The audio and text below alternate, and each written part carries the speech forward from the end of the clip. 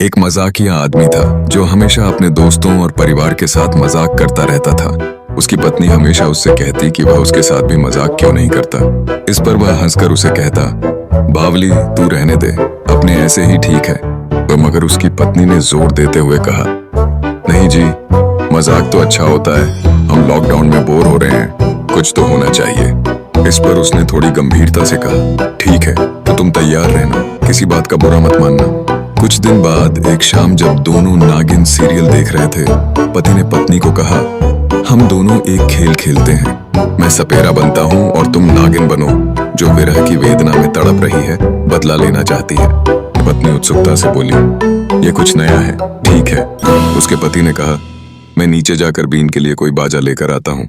मेरे आने की आवाज सुनो तो अपने कपड़े गीले कर जमीन पर रेंगना और जोर से हिस्से हिस्से की आवाज निकालना। पति ने बाजा लाने का बहाना बनाकर चौबारे से नीचे उतरकर अपनी माँ से कहा, माँ जरा ऊपर जाकर देख तो, तेरी बहू को पता नहीं क्या हो गया। थोड़े ही समय में कमरे से हिस्से हिस्से की आवाजें आने लगीं। जब वह माँ कमरे में पहुंची तो उसने देखा कि उसकी बहू जमीन पर रेंग रही थी और वास्तव में पक्षियों की तरह आवाज निकाल रही थी। यह नजारा देखकर वह दंग रह गई। माँ ने हैरानी से बोला, बहू, लॉकडाउन में पोंछा तो मैंने भी खूब लगाया है, पर तेरे तरीके से नहीं।